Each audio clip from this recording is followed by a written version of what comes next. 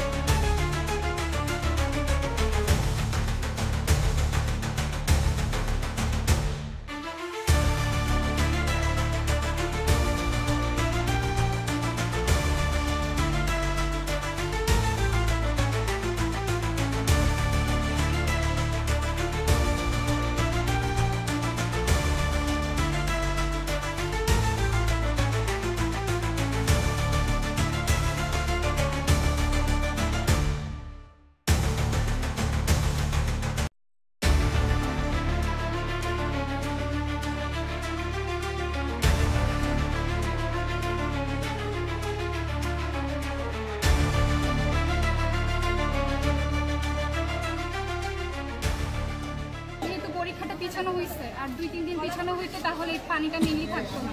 যারা হচ্ছে পরীক্ষা দিতে আসছে তাদের একটা মাইন্ডসেট নিয়ে আসছে যে একটা ভালো কিছু করবে। এখন এই মানে পানি দেখে তো তাদের মাইন্ডসেটটা নষ্ট হয়ে যাবে। তারা পরীক্ষা দিতে মানে যে একটা মানে আগ্রহ নিয়ে আসছিল সেই আগ্রহটাও থাকবে না।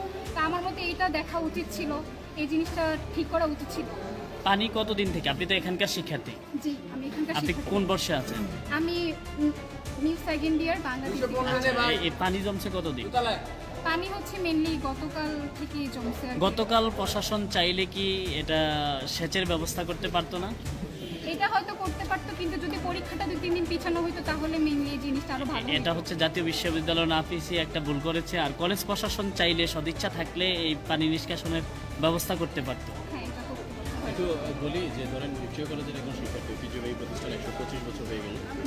তো এই প্রতিষ্ঠানে পড়াশোনা করছেন, গর্বের সাথে নিশ্চয়ই একটা গর্বের বিষয়। জি, অবশ্যই। তো এই প্রতিষ্ঠানে যখন দেখেন যে আসলে জলাবদ্ধতায় অন্য শিক্ষার্থী এসে পরীক্ষা দিচ্ছে, কেমন লাগে? এটা হয়তো ভালো লাগে না, এটা হয়তো আমরা চাইলে হইতো, বাট সময়টা তো খুব সীমিত, একদিনে তো আর হয় না, একটা টাইম লাগে।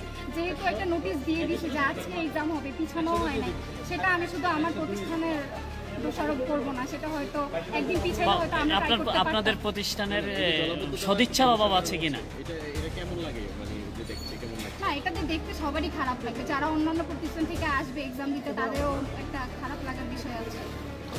সদিচ্ছা থাকলে একদিনেই আসলে সম্ভব ছিল পানি সেচের, কিন্তু সেটি করেননি কলেজ কর্তৃপক্ষ।